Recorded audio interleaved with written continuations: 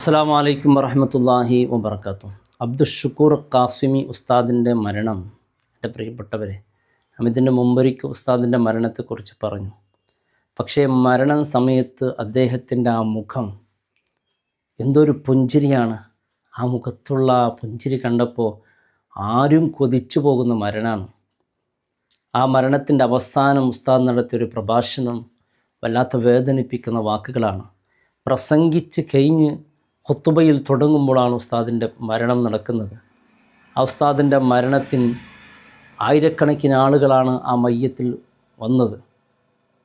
ബഹുമാനപ്പെട്ട ഖാസിമി ഉസ്താദിൻ്റെ പ്രസംഗത്തിൽ പറഞ്ഞ ഓരോന്നും ഒരു മനുഷ്യന് മാതൃകയാകുന്ന പ്രഭാഷണമായിരുന്നു.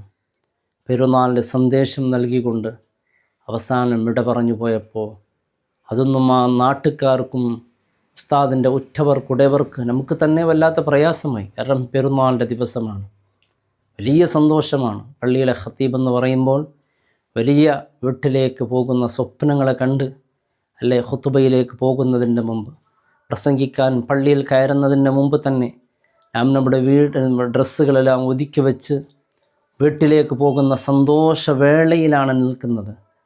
ആ ഉസ്താദെല്ലാം ഒരുങ്ങി വെച്ച് നേരെ പള്ളിയിൽ പോയി നിസ്കാരം കഴിഞ്ഞ് നേരെ വീട്ടിലേക്ക് പോകാൻ വേണ്ടി ഒരുങ്ങിയ ഉസ്താദ് നേരെ പോയത് ഖബറിലാക്കണമെന്ന് പറയുമ്പോൾ ആ കാത്തു നിൽക്കുന്ന പൊന്നുമകൻ, ഒരു മകനാണ് ഉസ്താദിനുള്ളത്.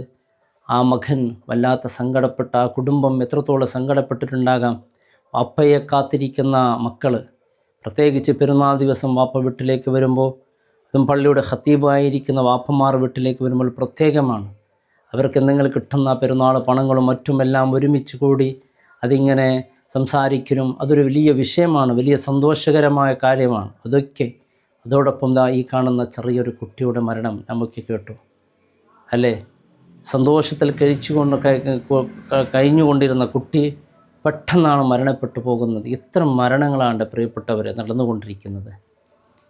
ഈ മരണത്തെക്കുറിച്ച് ഓർക്കുമ്പോൾ എൻ്റെ പ്രിയപ്പെട്ടവർ, നമ്മുടെ വീട്ടിലുണ്ടല്ലോ ഈ പിഞ്ചുമക്കൾ, യാ അല്ലാഹ്, ഈ മരണങ്ങൾ വർദ്ധിച്ചു കൊണ്ടിരിക്കുകയാണ്. പെട്ടെന്നുള്ള മരണം അത് അന്ത്യനാളിൻ്റെ ലക്ഷണമാണ്. പെട്ടെന്ന് മരിച്ചു പോവുകയാണ്.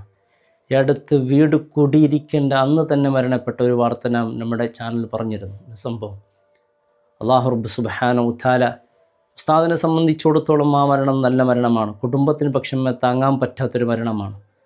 അല്ലാഹു ജന്നാത്തുൽ ഫിർദൗസിൽ ഒരുമിച്ച് കൂട്ടട്ടെ. അസ്സലാമു അലൈക്കും വറഹ്മത്തുള്ളാഹി വബറകാതുഹു.